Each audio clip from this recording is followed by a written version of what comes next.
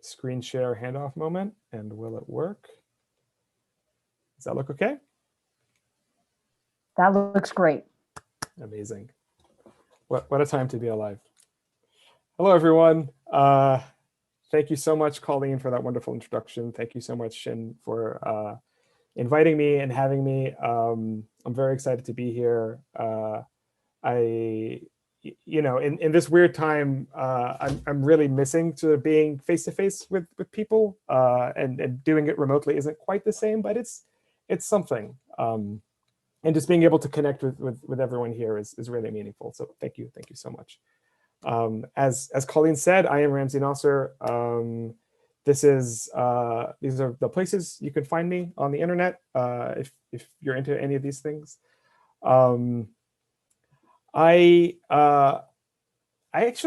So Colleen mentioned that I live with my partner and our big goofy dog, and this is the dog in question. This is Kitty.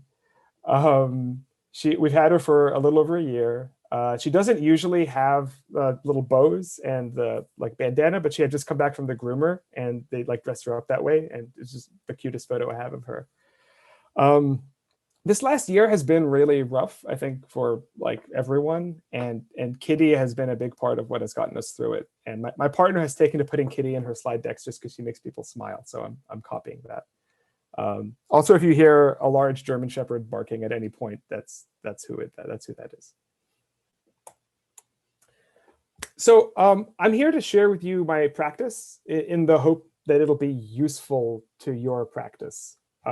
When I was a student in DT, artist talks were very, very helpful to me in that regard, of just seeing other people doing the kind of work that I was interested in, and trying to wrap my head around how they organized their lives in order to do that, and how they in fact made that work. With any practice, though, it's I find it useful to narrativize it in a way. Otherwise, it's just a list of projects happening over time. So the structure that I tried to use to contextualize my work is the sort of fact that, I don't know, looking back over the last couple of years, I find that my work has been moving outwards. I've increasingly made work about making work and work to support making work. And I feel like there's something at the heart of it. So this is an image of a matryoshka, a Russian nesting doll. And I feel like there's something at the heart of my practice that I'm trying to do. But I keep making work to support that, whatever is one layer deeper in. And this has been a helpful way, I think, for me to think about the stuff that I've done over the years. So with that sort of structure in mind, I can think of this as like a matryoshka cross section. I want to think about things. I want to talk about my work in these 4 different nested layers. The centermost of which is art, which I put in quotation marks. So this is the heart of my practice, and it's the main thing I want to be doing, and it's motivates everything that I do. So defining art is almost as hard as defining what a game is. Probably not as hard. I mean, I've seen people tear each other to pieces over what a game is and is not. I really like this quote from Sunday in the Park with George. Work is what you do for others, and art is what you do for yourself.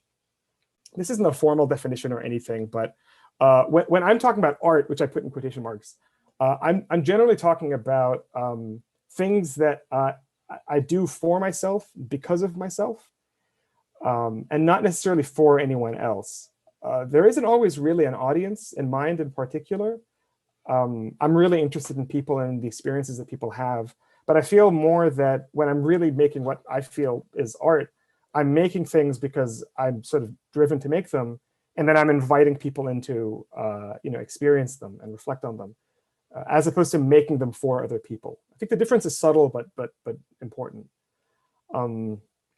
It's mostly computer and digital stuff because those are my strengths. So that's what you will see. So the first project I want to talk about is something that I wrapped up earlier this year. It's called عكس المحتل ليس الشاغر, or the opposite of occupied is not vacant. You could also refer to it by its URL, which is occupied.land. which is a domain I was able to buy. I was very, very excited about. So we started with a Google Street View game, at the beginning of this talk, which is really relevant and sort of segues really nicely into this. Google Street View is so they send out these vans, right, to take pictures of places around the world.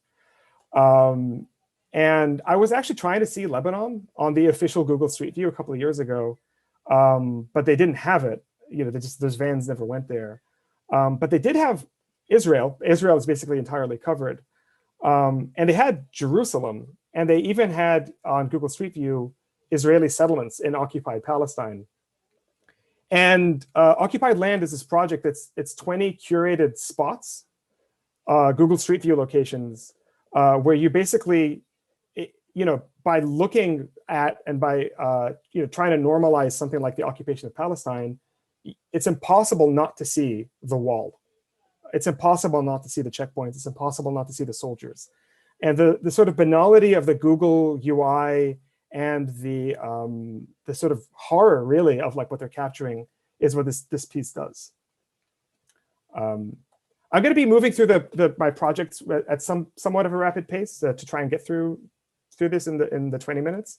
And if there's anything that like jumps out at you that you want to talk about in the Q&A, please like sort of bookmark it, and I'm more than happy to return to anything and elaborate on it. Occupied Land was originally a Twitter bot, and there was a phase of my life when I was super into writing Twitter bots. So these are like automated accounts that run on Twitter and like usually do weird things. Around 2014, the biggest one that I built was, or the one that I built that got the biggest is called 555 microhertz. 555 microhertz is a bot that was tweeting the film Top Gun every 24th frame, every 30 minutes. And it was sort of a love letter to my father, who I grew up with watching this movie, but he's also an IP lawyer. And this project is entirely about like flagrantly violating IP laws in a way that I find is kind of funny. It was shut down by Paramount's lawyers, and now a bunch of the images are deleted, which is, I guess, one kind of critical review you can get. It's also sort of I don't know, I think a lot about how much I enjoyed this film growing up, and it's a movie about the American Air Force, right, or the American Navy, I guess.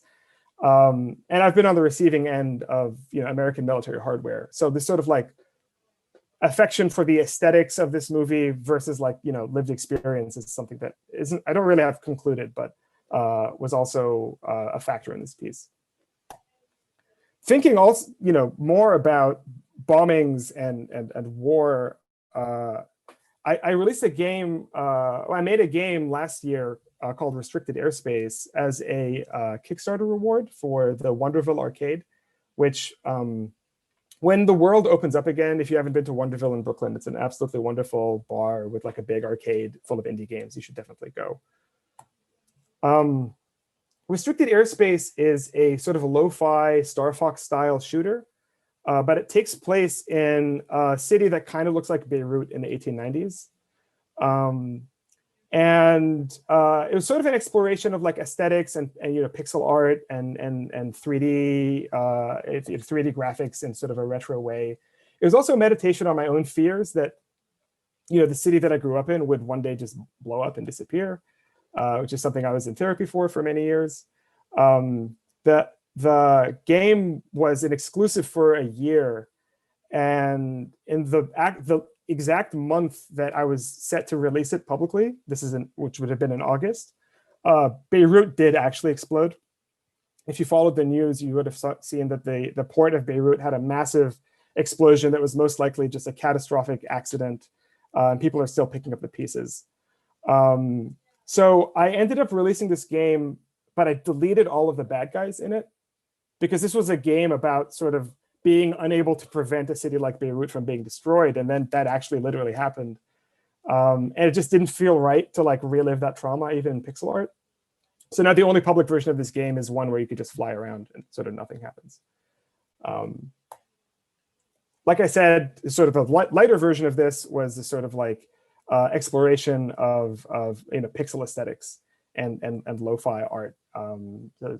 I worked really hard to make sure that the pixels were all the exact same size and they like looked really nice. And it's kind of messed up in Zoom, but trust me, they're like, it looks like the original Star Fox, and I was very proud of it. The last bit of art that I want to talk about is someone described this as a video game essay. And I built it to sort of capture my frustration around the rhetoric in this country in particular around like anti-fascist violence. I mean, it's sort of the elevator pitch is it's Wolfenstein 3D modded so that every time you try and shoot a Nazi, you're asked a moralistic question. The end result is that the game is not playable. This is my favorite reaction to it. This is like the whole point, right? I sort of like, the most succinct way that I could express this political idea is through a video game, and this person like 100% got it. So this is what I came to do. All right, so the next layer out, I'm gonna like go a little faster because I'm a little behind where I wanted to be. But so the next layer out is tools. So that's all the stuff that I want to make. I want to make games. I want to make these art pieces, but they're all made using software tools that are like not really designed to make art. And there's a lot of tension there, right? So inspired by processing Arduino and open frameworks, I've spent a lot of time building tools in order to make art. So that's the like next layer out. This whole arc started, as Colleen said, in Colleen's class, when I realized that I really wanted to make a game. But more than that, I wanted to make it easier for me to make games. And I wanted to make it easier for others to make games. So I combined open frameworks, which is this creative coding toolkit, and the Ruby programming language to make a creative coding tool called Zajal. There's not a whole lot to say about it other than this is the sort of jumping off point. But I really very early on sort of latched onto this idea of like combining two things in order to make a new kind of experience. And that really translated into the work that I've done over the last 5 years on a project called Arcadia. Arcadia is a very similar idea to Zajal. It combines a cool programming language and a cool sort of creative coding or graphical platform. But in this case, it combines the language Clojure, which is a little bit obscure and some people may not be super familiar with. But it's a super interesting language, and it combines it with the Unity game engine. And Clojure is like designed so that you can reprogram the thing as it's running. And it sort of enables this very different approach to game development. Unlike Zajal, which was very small and kind of just a grad school thesis that I use and a couple of other people use, a little community did spring up around Arcadia. And people made games in it, and people released games in it, which is really, really exciting to see. There's an artist named Joseph Parker who's involved in every one of these games that you see on the screen, so I just want to shout him out. People made tutorials for each other, right? There's a supportive like little community of people using this tool and building things sprung up, which is something I had always wanted to be a part of. So Arcadia has been a very fulfilling part of my like tool making practice. So what do you make tools in, right? You make tools in programming languages. And this is a little bit of a fuzzy distinction because a language is a tool, right? But the kind of thinking that goes into programming language design is different enough from just building a framework that I sort of want to put it in its own category. I think of it almost like the difference between a blacksmith and a metallurgist. Like they both work with metal, but your relationship to metal is very, very different, right? So one of the earliest programming language interventions that I did was a language called ELB, which is a reverse acronym for ELB Lughat Bermajeh, which means ELB programming language. So ELB is a reflection on the fact that all programming is done in languages based on American English, everywhere in the world without exception. So I did this in 2013 while I was at IBM, and I was still very active in the, teach everyone to code movement and the make coding more accessible movement, which is still something that I believe in. But I came to understand that because programming as we know it depends on American English, teaching programming necessarily disseminates American English. And there's a political aspect to the whole movement that sort of caught me off guard. And Elb was my sort of way to begin thinking about it and reflecting on it. That work turned into an essay and a talk. So I sort of get into the theory of why this is a problem and where these issues come from in much greater depth in this essay. So if you just want to look that up, there's a PDF available of it online. I have a couple of ideas for like what a next step is. I don't really, the point is not to build a new programming language in every written human language. That doesn't really get us anywhere interesting. But I haven't had a time to really revisit and start building out the next prototype. But there's a sort of trajectory here that I'm excited to pursue when I can make space for it. The final thing I want to call out is I've, sort of parallel to really thinking politically about programming languages, I've also been trying to sort of educate myself in programming language theory. So I've been involved in the community of people that build like compilers for the Clojure programming language. It's the community that it's the subject that I've given the most sort of non-art talks about at programming conferences and functional programming conferences. And I feel like this is the furthest that I've strayed from like art, but I still feel like this is an education in building better languages so that I can build better tools so that I can make art. And maybe I'm so far out in the woods that I've actually like lost touch, but like that's the sort of like connection that I still see. The last thing I want to call out is in terms of languages is this project that I'm very excited to be working on with an animator called Larry Cuba. Larry Cuba is a legendary animator who's done a lot of experimental films over the years that sort of are about geometry sort of like moving in and out of itself. He's always done his films in programmable systems and programmatic systems. And he's had this language in his head that he's wanted to build for a while. So I've been collaborating with him over email to like build a compiler for his language. And it's a real thrill to like craft a programming language for one person. So it's like his entire like mental model is basically being encoded in this language. And that's a lot of fun to work on. So what do you make languages in? Well, I mean, you actually make them in other languages, and there's a whole sort of metacircular thing there. But all of this work is happening in a world, right? In some kind of a context. And beyond any technical or aesthetic or anything of that nature, any of those considerations, I've been thinking a lot about the kind of world in which I want to be making art, if that makes sense. And ways in which I can build that world today. And like how sort of thinking about the world that I'm living in and building informs the languages and the tools and the art that I'm making. So the first facet of this is in community building. And I've had an experience of that in this wonderful community called LifeCode NYC that I started with a few other friends. It was just 4 of us at the start, people who were interested in this kind of like audiovisual performance medium called LifeCode, where you basically write code on stage and it produces music and visuals and people dance. It's grown, now there's like 200 people on the mailing list. It's a very active Discord. We put on shows, in the before times, and we would meet up every 2 weeks. We don't do that anymore, unfortunately. But sort of making this deliberate community that sort of contextualized and sort of where people would challenge each other and people would like learn from each other and swap notes, that has been incredibly rewarding. And there's nothing technical about this, right? It's just managing emails and making sure people like are online at the same time and all that kind of stuff. But this has really informed all of the like inner layers of my practice profoundly.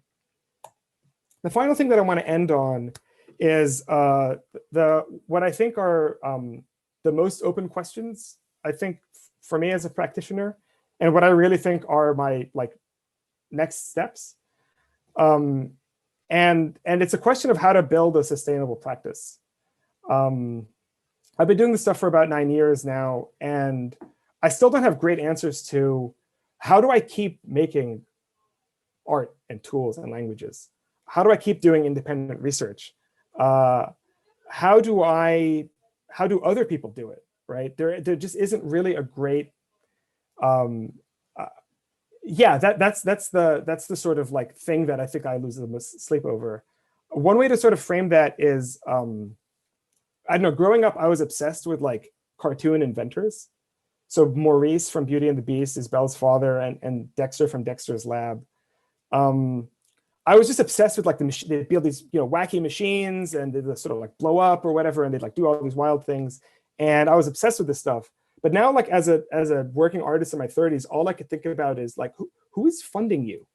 Like, where is the money coming from? Like, where Dexter's got all this like metal and resources. Like, are they government contracts? Do you have like, so just like how does it that you have come to make what you have made is the big question. So this is a non-exhaustive list of things that I've tried to do or that I've seen others do. And I kind of want to move through them and see ways that they've worked and ways that they haven't worked, to my mind. So I've taught as an adjunct for many years. I haven't since 2018. And it's some of the most rewarding experiences of my life have been adjunct teaching. And I taught at NYU, Parsons, Pratt, SFPC, which is a little bit different. The reality of it, though, is that it's simply the economics don't work. The money just doesn't pay enough. And I think when I was in my 20s, I could pull it off. But now I have a big goofy dog that I have to take care of. And I can't swing it anymore. So I kind of can't really meaningfully keep doing it.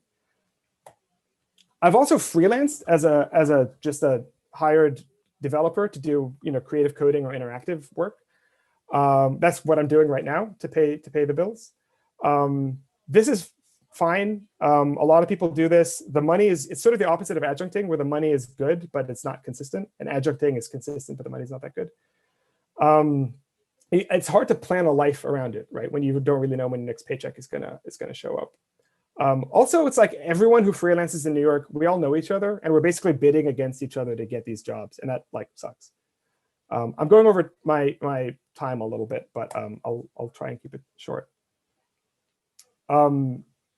So residencies have also been a big part of my practice, and they've also been transformative. My IBM residency, my Lower Manhattan Cultural Council residency, but they're also inconsistent and hard to plan around. I also find that I end up catering my work towards what I expect juries will like. And that's sort of the opposite of what I'm trying to do. I'm trying to do self-directed, art and research. So under capitalism, this is kind of what you're supposed to do. Find ways to like sell my art. Some people do a really good job of this. I tried to do commercial game dev for a while on the iOS and even on the PlayStation for a while. I was doing some PlayStation dev. Some people can balance the sort of needs of the market and their own vision, but that's not something that I've really ever been able to do. And again, at the end of the day, I kind of just want to make what I want to make and invite people in to experience it and to share it with them. And if I'm sort of like sweating over what may or may not sell, I feel like that takes me out of that space. This is another thing that people manage to do. I think depending on the job, this could work. I find that if I have a full-time computer job, I kind of can't do more computers on nights and weekends. I think maybe I could do that a little more when I was younger, but I'm sort of maybe past that moment in my life. A lot of people have full-time teaching jobs and manage to continue to make amazing stuff. There aren't that many full-time teaching jobs, I found, and it's kind of hard to end up in one of the few positions that are available. So this is not a path that I've abandoned, but it's one that hasn't worked for me in the past to sustain my practice. So the final thing there is to start some kind of studio or creative agency. And I think that that's what's next for me. But I actually want to do it in a particular way. I found that I've started a couple of companies that have never had employees. It's just been me and friends sort of working and collaborating together. But there's exploitation inherent to any company, right? If some people own the company and some people work there, if some people make profit off the company and some people just make a wage, if some people are bosses and some people are employees, that's sort of that's sort of sustaining a world where there are two kinds of people. There's owners and then there's workers. And I just don't think that that's a healthy way to organize people. And it's like not something I want to do. So instead, with a couple of friends, I'm trying to figure out a way to start a creative agency or a studio that is organized on worker-owned cooperative principles. And worker cooperatives are a very old idea. They come from the political left and labor and socialist movements after the Industrial Revolution. The basic idea is that they're like a company. They work and they like make a profit. But the difference is that everyone who works there owns an equal share of the company, and you all decide democratically what to do with the profit that you make, with the extra money that you make. And the hope is that we could all sort of, as people who have worked in as freelancers in the past, we could all pool our resources to take care of each other, really, when work is inconsistent, right? We can pool this money and pay it out to each other over a period of time, so that if someone can't land a contract for a while, they're still getting a salary. My dream of dreams is to structure it in a way that we can actually directly fund the practices of the people at the cooperative. So if you want to take off 6 months and build a game, that we just have money allocated to directly support you to do that. So that you're not sort of working in between things, but you're actually like directly being paid to do your work. That is my like dream of all dreams. We didn't invent this. More and more, I think creative people are turning to anti-capitalist practices as they realize that capitalism is a disaster and has no redeeming qualities. These are a couple of cooperatives in North America that do creative work and video game work. There are many obstacles, particularly in America, where the law is kind of slanted against this kind of stuff. I'm generally way out of my depth when it comes to this stuff. I'm reading a lot of economic theory and like anarchist literature and Marxist literature. But this strikes me as sort of figuring this out feels like crucial to figuring out how to make the languages that make the tools that make the art. I'm a little over time, but that's all I have. It's nesting dolls all the way down and all the way up. I hope that was interesting and coherent, and I'm like happy to like answer questions and get into a discussion. So thanks. Oh my God, Ramsey, I'm watching the chat, and Catherine mentioned loving the honesty of this. I agree. This is real world knowledge you're dropping on us, and it's great. And it shows the importance of community and the importance also of thinking about your work nested within the modes of production and how that stuff comes together. So, wow, applause. That was incredible. It's open for questions now. So do folks have questions for Ramsey and for Ramsey's practice? Here we go. Perv has asked a question. How did you go about creating your own programming language? What context does it get used in? Which one? I unfortunately have to ask. If you mean Elb, the Arabic language, Elb is sort of not deliberately, but just sort of by the nature of the way computers work, it's sort of not terribly usable. You can't, because you can only program using Arabic keywords, you can't use libraries, it turns out, because all libraries have functions full of English language names. So you'd have to reinvent the last 40 years of software engineering, basically, to even be able to use it. I am sort of stuck in a secret performance art piece where Arabic speakers, at least a few times a year, someone will find Elb and email me and ask me, oh, this is so exciting, I'm an Arabic speaker, how do I use it? And I have to like, it's been 7 years now, and I have to like repeat the spiel of like, oh, because of the inertia of the software engineering industry, it's actually the fact that you can't use it, and I'm sorry to break your, and there's this like almost bargaining of like, okay, but what if I did this? And what if I did that? And it's like, no, trust me, man, I've really thought about this, you can't do it. So the context that it gets used in is this like sort of Groundhog's Day that I'm stuck in, where I tell people that the computers were built for white people and not us. Ouch. Are there other questions for Ramsey? I mean, I have a question for you, Ramsey. Yeah, Growing up in Lebanon, you mentioned some of the trauma of worrying that, the country was going to disappear or, yeah. stable. And I guess I wonder how much does that figure into the work that you do? That kind of early memory, early trauma.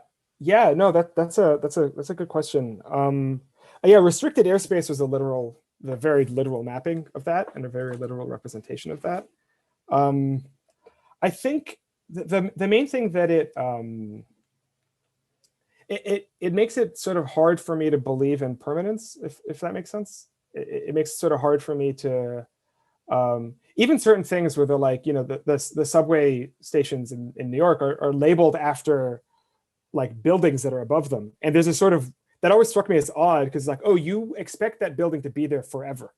And it's just sort of, there's a puzzle piece that's missing in my brain when it comes to that.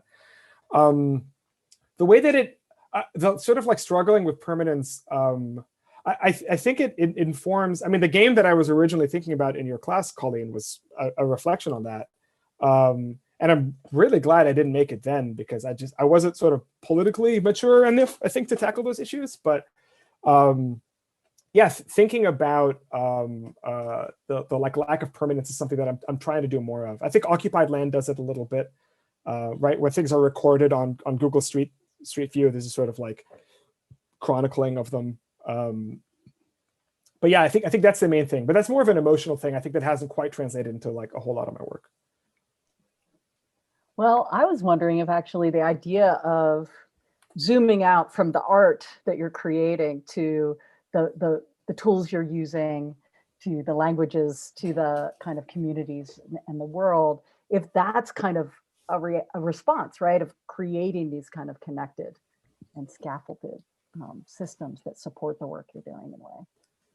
I mean, yeah, maybe the angle on that is more that I don't really expect, and this is less to do, I think, with the specific trauma of the sort of, ephemeral nature, I think, of a place of origin.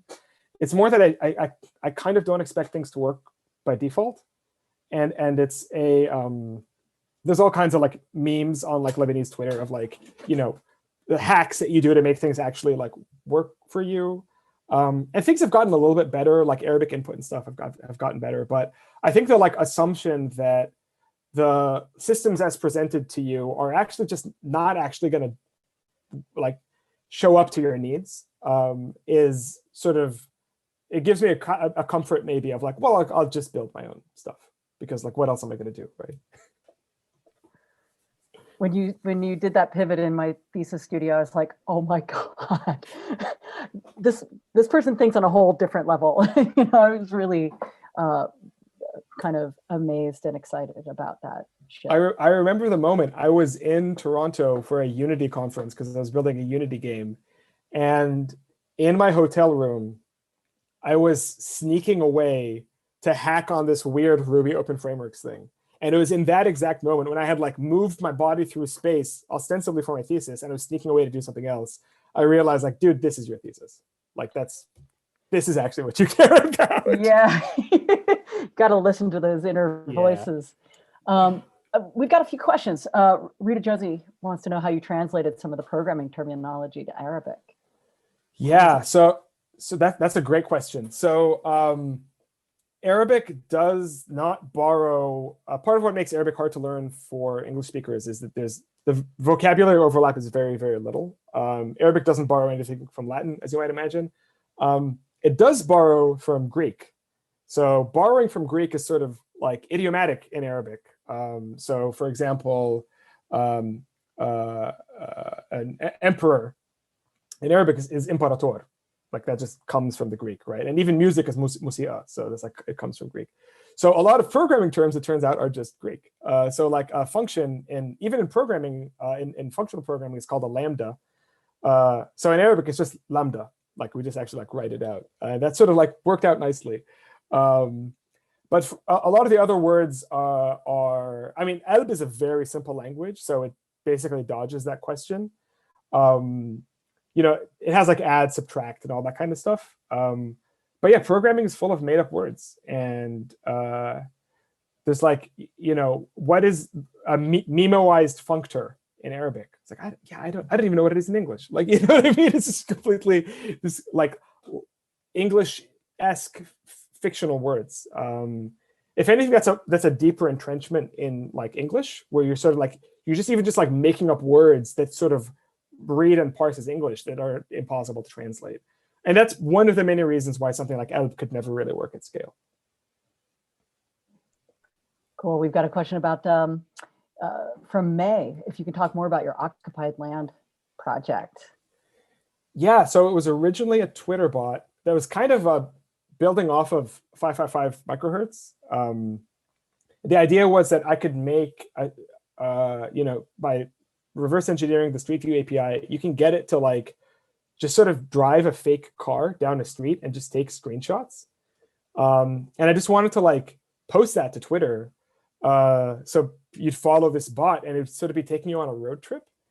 So I had the tech all figured out, but I had like no idea where to go. Like it was just the stereotypical like, computer scientist brain was like, I have a solution, but like I have no content, like I have no art, like I have nothing to say. I just have like tech. And it was just in like messing around. Actually, I thought of, my parents would tell me stories of road trips that they took through the Middle East. My mom drove to Jerusalem from Beirut just as a road trip right before 1967, right before it became impossible. I have friends whose parents would like we have great theater in Lebanon, I have to say. But Syria had the incredible theater scene, and I had friends whose parents would just like pop over to Damascus to like see the latest theater and like come back. And my mother had also driven to like Baghdad and driven back. These are impossible. These things don't exist in my timeline. So I was like, basically like thinking like, oh, maybe I could recreate the road trips my parents went on, and that's impossible, right? Because there's just no Street View data there. But I was looking at Street View in the Middle East, and I saw weirdly that it was basically localized to Israel. And it was like through trying to see Palestine from Israel that I saw that like, if you do that, you're going to see the wall and you're going to see the checkpoints, because you can't not, right? You can't look at only parts of a place, right? If you're going to look, you're going to see the whole thing. And once I saw some of those images, it became very clear that like, oh, this is what the project is. And it doesn't have to be a Twitter bot. Wow. Okay, we've got 2 other questions and about 4 more minutes. So I'm going to let you choose. Sven wants to know if you're going to come teach Clojure for us. And also, Mikhail is interested about the concept of anti-capitalist, the work model that you're describing. We could talk about evolving past capitalism to cooperatives, and if there's more research or organizations connected to that. And Mikhail, I will say, there was a link that Shin posted about from the Creative Independent about how to start a cooperative. So that might be a good one too. Yeah, the great thing about anti-capitalist literature is most of it is free, right? So there's a lot of it out there. I could throw out some names of people you should read if you're interested. David Graeber, who recently passed away, was a wonderful, wonderful thinker and writer who made a lot of the theory behind this stuff very accessible. Bullshit Jobs is amazing. Debt, the first 5,000 years is amazing. Utopia of Rules, which I haven't read, it has a bunch of his essays are very, very good. I've been using him as a jumping off point to like read other writers. Murray Bookchin is someone who passed away only, I think in 2000 and only like 10 years ago or something. Very active in the, in the last century and anarchist and anti-capitalist thought. He's someone I'm trying to read more. Some of the original texts are also very helpful. Kropotkin, Bakunin. There are very accessible videos on YouTube explaining them. Look up Democracy at Work. Richard Wolff is a Marxist economist who just breaks down the theory and the math behind capitalism and why it sort of as a system just doesn't work. And what alternatives might look like, right? So those are the names that have been kicking around in my head. we were standing on David Graeber earlier before the talk started, and I have to say that both Kropotkin and Graeber, they're real proponents of play. So some of your game work too kind of feeds into play as a kind of radical practice. So. Well, we were saying, I mean, a game designer lens on a game designer critique on capitalism is really impactful, and that to me has been the lens that's been the most. It's allowed me to sort of understand it the best, because it's I mean, it's a hammer looking for a nail, but it's a system with rewards and rules and incentives and disincentives that. And degenerative strategies, Lord knows, and you could sort of analyze it in that way. And if you think about it as a game designer, you think about the kind of behavior that you want people to do in a society, and you design a system that encourages that behavior, right? And it doesn't look like capitalism when you do that. Yeah, for sure. Oh wow, May has one question that might be a bit longer than time we have, but. I think we should try to, maybe you could try to answer it. I could try to sneak it in, yeah. That's okay, May. So you say programming languages are based on loose made up versions of English phrases. Why do you think learning code necessitates the dissemination of English language? Well, because you have to, I mean, you're going to be typing them out with your fingers, right? One way or the other. And don't forget that like most writing systems don't look like English, right? So if you're a native Arabic speaker or a native Chinese speaker or native, Indian speaker, at which point I've described 1 in 7 humans, right? Just the like actual symbols are not meaningful to you. And if nothing else, you're going to be at a disadvantage compared to people for whom that is, their native language. And that's not an equitable world. To be really good, you have to just know what the words mean, right? Because it's not random symbols. They're named to be helpful. Whew, that was an incredibly concise and really deep answer to a complicated question. You can answer Sven's question offline. Yeah, send me an email, man. And oh my God, Ramsey, this has been such an exciting, too short amount of time with you, and it's been so great. Thank you so much for all your thoughtfulness. Thank you for having me. Sorry if I went over a little bit. I just had a lot. I just wanted to pack in a lot. I had a lot to say to y'all. You were perfect. And I just want to take a brief moment to thank Ramsey for this afternoon. It's been incredible. I hope we'll be seeing you more and hearing from you more in the Design and Technology program. And I want to thank Richard Tay, Shin Chin, and Sven Travis for organizing this wonderful series of events at Cloud Salon. Richard's graphic design has been incredibly beautiful and important. Sam Morrison is our program coordinator, and support for the program comes from John Sharp and Melanie Crean.